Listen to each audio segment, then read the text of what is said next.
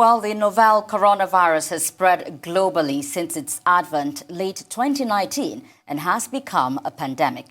And as there is an increase of infections in the male population and concerns have emerged about the potential impact of the disease on male reproductive organs and male fertility. Therefore, there have been studies to investigate the current evidence of the SARS-CoV-2 impact on male reproduction and pregnancy outcomes, discussing them in light of the evidence published on other coronaviruses. Well, joining us to discuss the impact of COVID-19 on fertility is Dr. Abayomi Ajayi.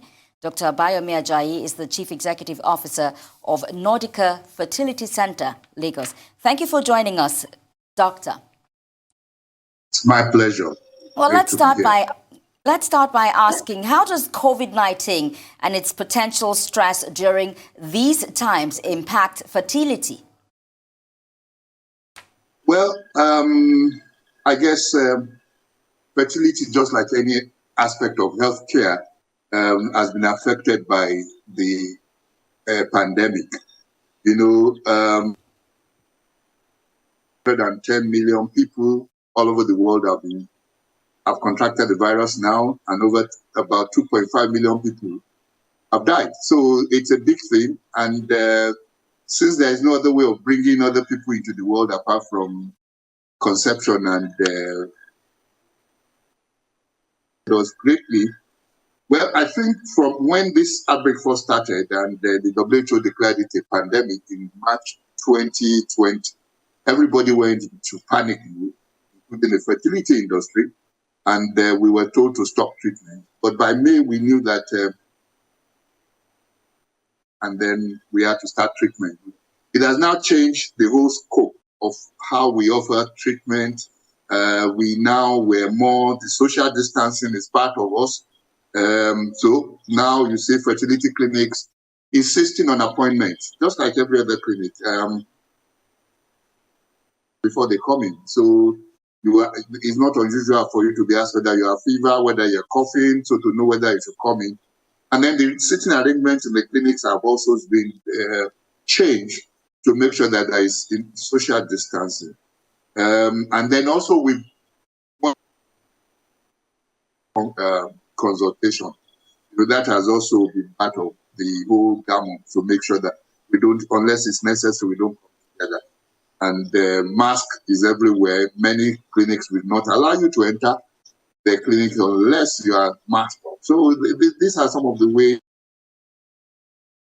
And of course, hand sanitizers, hand washing is promoted here and there. So those are some of the ways in which the provision of fertility services are impacted by COVID-19.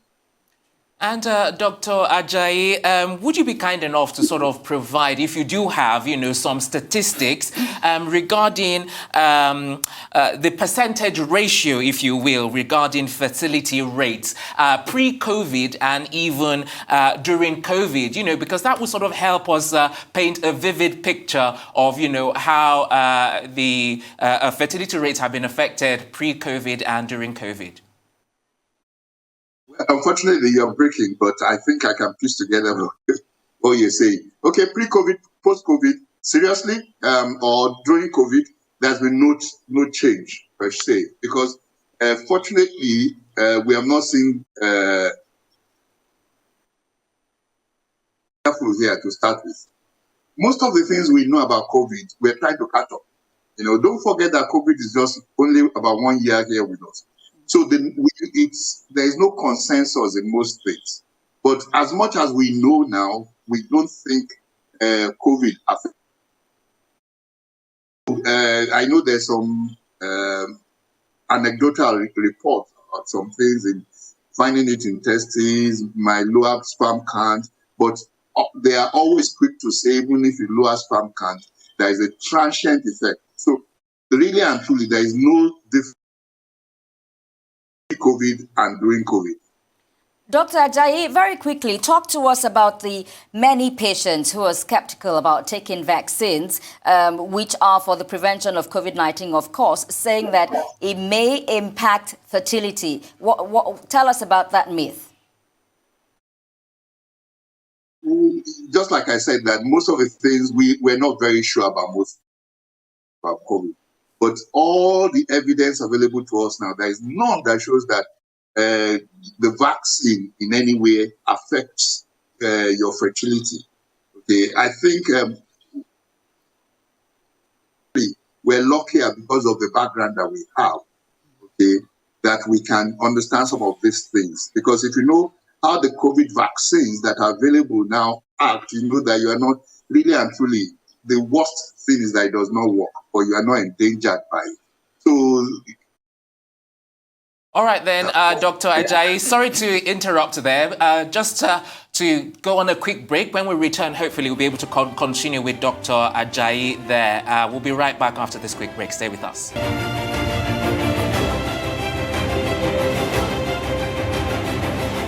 Welcome back. You're still watching Newsday. Just before the break, we were discussing with a guest on the program, Dr. Abayomi Ajayi, who is the Chief Executive Officer of NORDICA Fertility Center, Lagos. And just before the break as well, my colleague Fade asked you a question regarding fertility and what was that? How it affects vaccines. People who are skeptical about taking vaccines. Yeah, I seriously, see why scientifically we should be skeptical about the vaccine. But of course, I understand the fact that we have to respect the opinion of people, especially because as it were in a rush. But if we know how these vaccines are made, the science behind it, then we will not be really surprised at why it could be so fast to have this kind of vaccine. And they've gone through a rigorous testing. So I think the vaccine, because the present vaccines that we have in circulation, there is none that will expose you to the risk of having COVID-19, because none of them, unlike maybe mumps, rubella vaccines that were live attenuated pathogen, and the virus itself.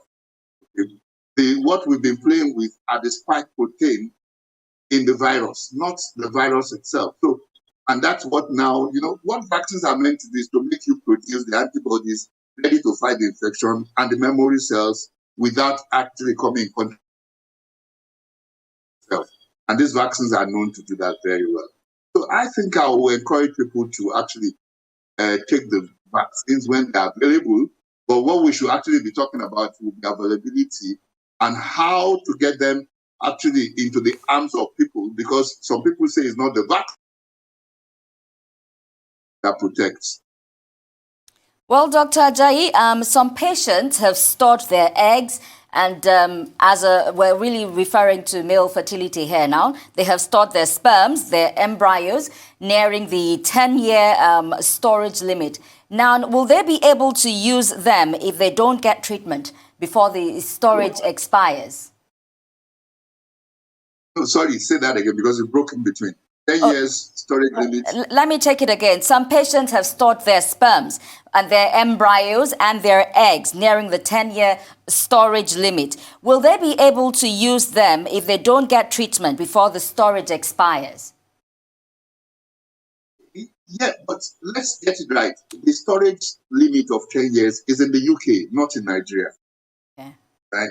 Yeah, we don't have a storage limit in Nigeria yet. So that applies to the UK. And so how long do Nigerians store their sperms and embryos for? You can store as long as you want in Nigeria. That's what I'm saying. Nigeria is different from the UK. Yes. Will that not impact on the quality? I mean, in the long run, will that not impact on?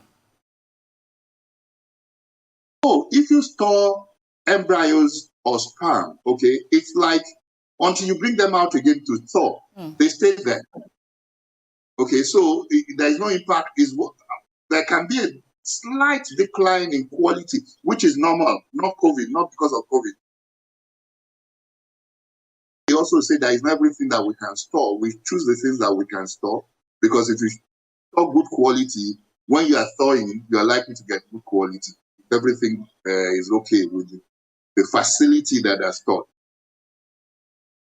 And Dr. Ajayi, do fertility patients need to be tested for COVID-19 before they begin treatment, and why so?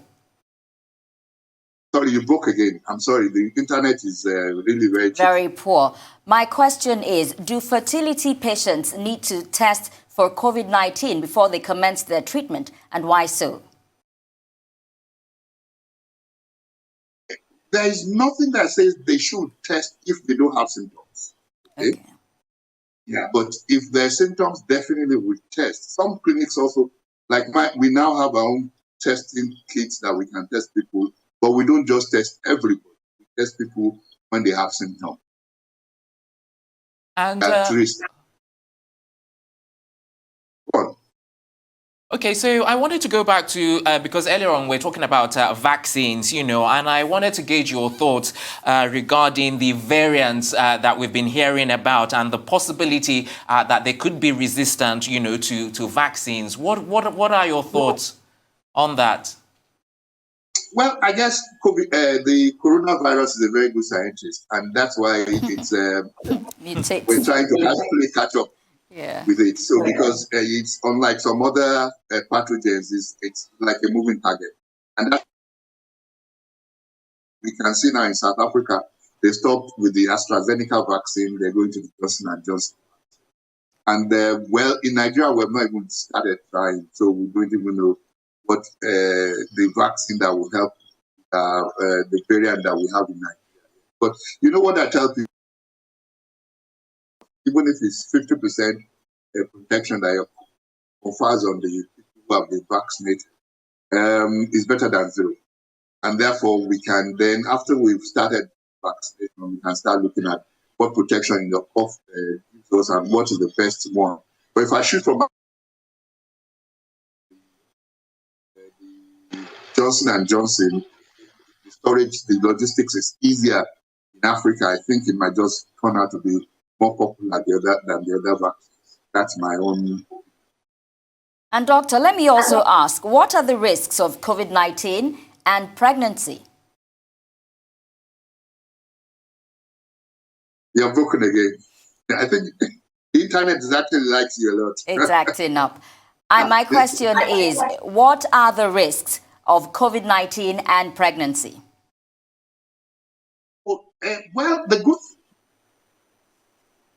COVID-19 really, and since it does not affect fertility, our fertility rate remains like the same. And even to talk about vertical transmission, that's transmitting from the mother to the child, the risk appears to be data available.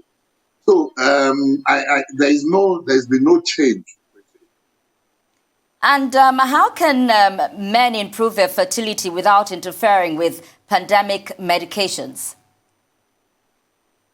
Yeah, well, improving your fertility, fertility, what you can just do is lifestyle factors. Those are the things that the old truths. They never change. Okay, the lifestyle factors of watching what you eat, exercise moderately, avoid obesity, recreational drugs, keep up smoking. Those are the old things that you can do still to preserve your fertility as a man. Because all these fertility boosting drugs, they don't work. As of 2021, there is none that one can say still work. So, keeping yourself healthy and in good shape. I wanted to also ask you regarding, the conception about artificial fertilization method, because, here in Nigeria, some people do have religious and cultural resistance to those sort of things. What's your take and your comment on that? Briefly, please. Yeah, I think knowledge is what dispels most of these myths. The more, I've been doing this for about 18 years now, and I can tell you that it's better now than it was 18 years ago. And people get knowledge, the more they can take their own decisions. And we see that there is no clash between religion and science. It depends on how you interpret it. And therefore, there is nothing that disturbs you. I know that there's some denomination assisted reproduction. Well, but that's where we're going to not... have to leave it now. Dr. Abayomi Ajayi, the CEO, NORDICA Fertility Center, thank you for speaking to us on COVID-19 and infertility.